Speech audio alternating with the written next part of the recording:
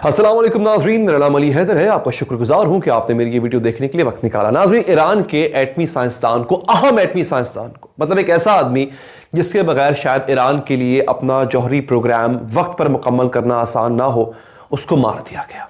Iran कहता है Israel ने ऐसा किया, और मेरा ख्याल है कि ईरान के जौहरी प्रोग्राम को सबोटाज करने का जो मंसूबा है वो इसराइल ही बना सकता है। सऊदी अरब भी नहीं चाहता कि ईरान के पास जौहरी प्रोग्राम हो, जौहरी हथियार हो, इसराइल भी नहीं चाहता। लेकिन सऊदी अरब में इतनी कैपेबिलिटी नहीं है, इतनी सलाहियत नहीं है कि वो ईरान के अंदर घुस के उसके एटमी साइंसदान को जाके मार दे। ये कैपेबिलिटी इसराइल के पास है, मोसाद के पास है। तो मेरा ख्याल है ईरान का क्लेम काफी हद तक दुरुस्त है कि इसके पीछे इसराइल है। अब ईरान बदला लेना चाहता है, उसके लिए 3 ऑप्शंस हैं नाज़रीन, जो आज की वीडियो में आपको बताऊंगा कि ईरान कौन से 3 ऐसे ऑप्शंस उसके हैं जो वो इस्तेमाल करेगा और उसके तहत वो बदला लेगा। देखें, बदला लेना किसी भी मुल्क के लिए इसलिए जरूरी होता है कि फिर आवाम सवाल करते हैं कि भाई क्या हमारा मुल्क, हमारे मुल्क के हुक्मरान इतने कमजोर हैं, इतने कॉवर्ड यानी इतने बुज़दिल हैं कि वो उनके लोग, बाहर से लोग आके उनके साइंसदानों को मार जाएं, उनका एटमी प्रोग्राम सबोताज कर दें और वो कुछ ना कर पाए। तो जमहूरी मुल्क के लिए ऐसा करना बहुत जरूरी होता है। बादशाहत भी हो तब भी करना पड़ता है आपको अपनी इमेज बरकरार रखने के लिए। खैर जनाब, वो 3 ऑप्शन क्या हैं आज की वीडियो में आप जान पाएंगे। आगे बढ़ने से पहले अगर आप चाहें तो चैनल को सब्सक्राइब करके बेल का बटन प्रेस करें ताकि आप तक ऐसी अपडेट्स पहुंचती रहें। पहला ऑप्शन नाज़रीन, हमले के 72 घंटों के अंदर अंदर जो ईरानी पार्लियामेंट है उसने ये फैसला किया, बल्कि करारदाद मंजूर की, जिसके तहत कि वो अपने जौहरी प्रोग्राम को मजीद तेज करेंगे। अब जरा सोचने वाली बात है, बात आपको शायद सुनने में बड़ी छोटी लगी हो, बड़ी इंपॉर्टेंट है। यानी अब हम हर हालत में एटम बॉम्ब बनाकर रहेंगे। पाकिस्तान के बाद ईरान दूसरा इस्लामी मुल्क होगा जिसके पास एटमी सलाहियत मौजूद होगी। लेकिन ईरान के पास एटमी सलाहियत मौजूद होने का मतलब क्या है कि फिर सऊदी अरब भी वो एटमी ताकत हासिल करने की कोशिश करेगा। और बाज़ इत्तलात के मुताबिक सऊदी अरब का पाकिस्तान से एक अनरिटन, लिखा हुआ नहीं, बिल्कुल वर्बल किस्म का एक मुआहदा हुआ है कि जब कभी हमें एटमी हथियारों की जरूरत पड़ी, पाकिस्तान हमें चंद एटमी हथियार देगा, क्योंकि हमने पाकिस्तान के हर मुश्किल दौर में मदद की हुई है। खैर नाज़रीन, अब वो चाहता, ईरान के पास एक ऑप्शन ये है कि वो खुद को एटमी ताकत बड़ी जल्दी डिक्लेयर करे, फिर इसराइल डिफेंसिव पोजीशन पर आ जाएगा। ये तो हो गई जी एक बात। अब आते हैं दूसरे ऑप्शन की तरफ। नाज़रीन, ईरान इससे पहले भी एक काम कर चुका है 2008 और 2010 में, जब ईरान के कुछ इस तरह के अहम साइंसदानों को मारा गया था। ईरान ने उसका बदला किस तरह लिया? ईरान ने इसराइल की कुछ अहम शख्सियात, इसराइल के अंदर नहीं, मतलब जिस तरह से दीगर ममालिक का दौरा करने गए होते हैं, उनको ईरान ने खत्म किया था, उनको मारा था। यह ईरान पहले कर चुका हुआ है।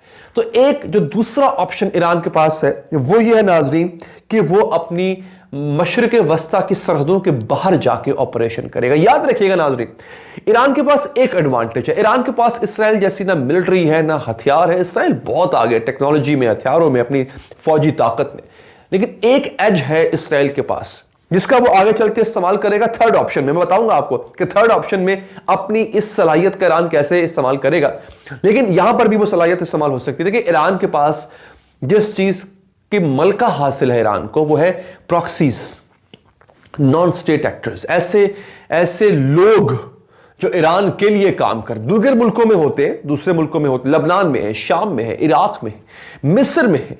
ऐसे लोग जो दीगर मुल्कों में होते हैं मगर वो ईरान के लिए काम करते हैं।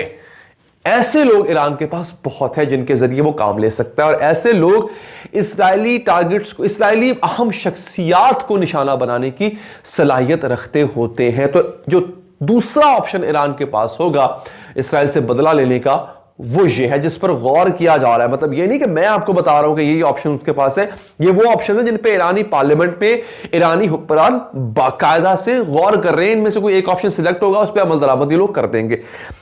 थर्ड ऑप्शन क्या है? थर्ड ऑप्शन पे मैं आपको थोड़ी सी हिस्ट्री बता देता हूं।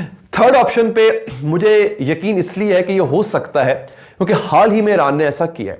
कासिम सुलेमानी का आपको पता होगा, ये बड़ा एक मशहूर जर्नैल ईरान का, क्योंकि इराक में और बाद में शाम में बड़े बड़े ऑपरेशंस कर चुका है। इसको मारा गया। अमेरिका ने कहा हमने मारा है, अमेरिका ने जिम्मेदारी कबूल की, बिल्कुल हमने मारा है, हमें लगता था कि दहशतगर्दों की सपोर्ट करता है, हमने मार दिया। ईरान ने कहा मैंने बदला लेना है। अब ईरान ने जो हवाई अड्डे थे या फौजी अड्डे कह ले इराक में अमेरिका के, उस पर मिसाइल दागे।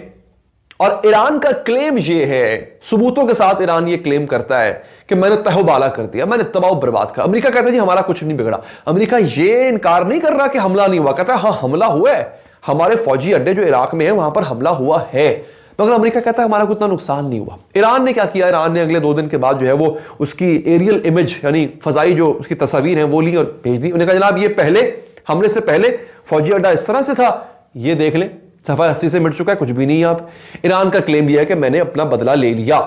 अब मैं ये क्यों कहता हूं कि जो तीसरा ऑप्शन है इसकी सलाहियत ईरान के पास इसलिए है नाज़रीन, ईरान इसराइल से बदला लेने के लिए जो अहम जगह हैं अमेरिका और इसराइल की, इसराइल से ज्यादा अमेरिका के, क्योंकि अमेरिका के अड्डे हैं मुस्लिम ममालिक में, हवाई अड्डे, फौजी अड्डे, अब वो अपनी प्रॉक्सीज को इस्तेमाल करते हुए हमला कर सकता है।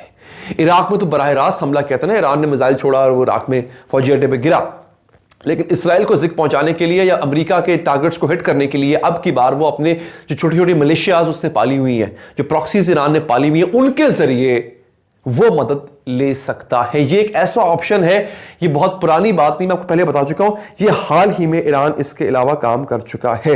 नाज़रीन इलाक के इसके अलावा जो इराक में मिलिशिया, जो शिया मिलिशियाज मौजूद हैं, जो कि सद्दाम के खिलाफ भी लड़ी पहले और बाद में अमेरिका के खिलाफ भी लड़ती रही हैं, ईरान उनका बहुत बड़ा स्पॉन्सर है। आप याद रखिएगा इन मिलिशियाज का मतलब क्या होता है, छोटे छोटे जो प्रॉक्सीज होते हैं, छोटे छोटे जत्थे होते हैं, इनको पैसा चाहिए होता है। ईरान के पास इनको देने के लिए बहुत पैसा है, मेरा ख्याल है वो इन पे खर्च करता है, ना भी हो अपने आप को भूखा रख के वो प्रॉक्सीज पे जरूर खर्च करता है पैसे।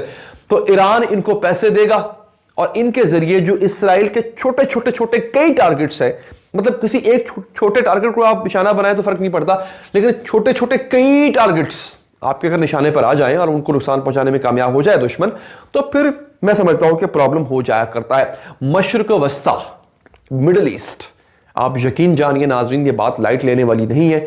इस वक्त एक जलते हुए वोल्केनो, जिसको हम आतिशफशा पहाड़ कहते हैं, उस पर खड़ा हुआ है, धुआं निकल रहा है, चिंगारियां निकल रही हैं, ये किसी भी वक्त फट सकता है, हमें अंदाजा भी नहीं है। हम तो यहां पर उलझे हुए हैं, पीडीएम ने जलसा कर दिया, इमरान खान साहब ने यह कह दिया, नवाज शरीफ ने यह कह दिया। नो, आलमी सतह पर जो कुछ हो रहा है आप यकीन कीजिए खौफ आता है मुझे।